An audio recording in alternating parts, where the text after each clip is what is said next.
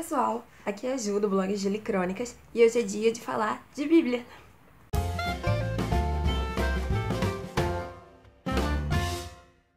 No último vídeo que eu fiz aqui pro canal, eu falei e convidei vocês bem rapidinho para fazer o plano de leitura anual da Bíblia junto comigo, mas acabou sendo muito rápido porque eu tinha pouca bateria.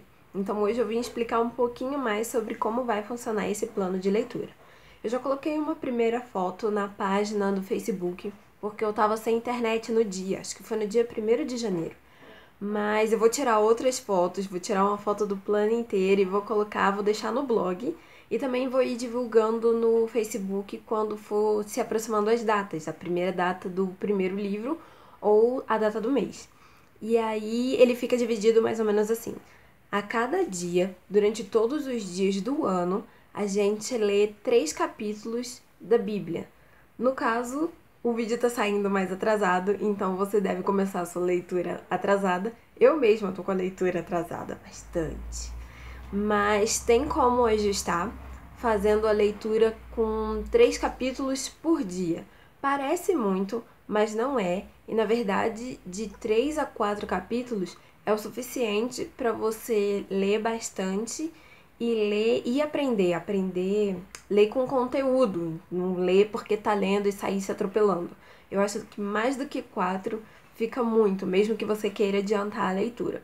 E aí eu vou colocar lá para você ir marcando, checando e tudo mais. Essa divisão que eu tô usando é uma divisão que já foi usada na minha igreja e eu sei que funciona bem e é bem tranquila, porque eu já consegui fazer ela uma única vez, porque depois eu acabei me perdendo, me distraindo e tudo mais. Mas eu queria fazer esse compromisso com vocês de ler esse ano e da gente ler junto. Ler os 3 capítulos, que mais eu falei? A gente já começou essa série de leitura aqui no canal e já tem aqui, eu vou tentar deixar aqui nos cards, o resumo dos livros de Gênesis e de Êxodo. E aí eu vou tentar fazer um vídeo do resumo do livro sempre que a gente for lendo. Por isso esses vídeos vão ficar um pouco parados, porque eles vão entrar nessa ordem pra gente poder ir acompanhando juntos. Então, é isso. E mais uma coisa. Às vezes pode ficar assim meio solto, tipo, vamos começar a ler a Bíblia, mas a gente não tem muita ideia de como é que funciona a divisão da Bíblia mesmo. A gente sabe que tem o Antigo Testamento e o Novo Testamento e pronto, deu, acabou. Mas não é só isso assim, sabe? A gente vai fazer esses detalhes também. Lá no blog já tem detalhadinho, porque a parte escrita eu acho que eu já terminei os 5 primeiros livros. E falando nos 5 primeiros livros da Bíblia, eles formam juntos o Pentateuco. Então, o Antigo Testamento fica dividido em 5 grupos de livros. O primeiro é o Pentateuco, que conta sobre a origem, do homem, das sociedades e principalmente da nação de Israel. O segundo grupo são de livros históricos. Eles contam sobre a história da formação do povo de Israel e do seu estabelecimento como nação mesmo, tipo, aquela formação de território, definição de rei e batalhas e coisas assim. A terceira divisão aconteceu outra vez.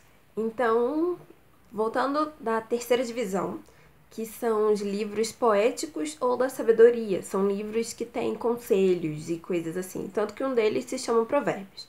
Depois, a quarta e a quinta são os profetas maiores e menores. E eles recebem esse nome pela quantidade de coisas que escreveram. Então, por exemplo, não é assim. Os profetas maiores recebem esse nome porque os livros são muito maiores do que os livros escritos pelos profetas menores, por exemplo. Alguns têm 3 capítulos, enquanto nos profetas maiores alguns têm mais de 50.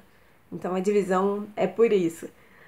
E depois começa o Novo Testamento, que começa com os Evangelhos, que fala sobre o ministério de Jesus, um único livro histórico, que é o livro de Atos dos Apóstolos, que conta sobre o estabelecimento da igreja, o iniciozinho. Depois são as cartas, cartas paulinas, que são cartas escritas pelo apóstolo Paulo, cartas gerais, que são várias outras cartas escritas por várias outras pessoas, e o último. Mas assim, não tem rendimento que dê certo? Gente. Mas então, o último livro é o livro apocalíptico, que é o livro de Apocalipse. Lembrando que Apocalipse significa revelação, ou seja, é um livro que explica coisas que a gente não entende. E é por isso que ele é tão confuso. Mas não se preocupe que quando chegar nesse livro, a gente vai dar um jeito de entender. Vou chamar uma professora de escatologia, minha mãe, mas a gente vai entender. Então era isso, queria convidar vocês para fazer essa leitura junto comigo e eu vejo vocês nos próximos vídeos. Tchau!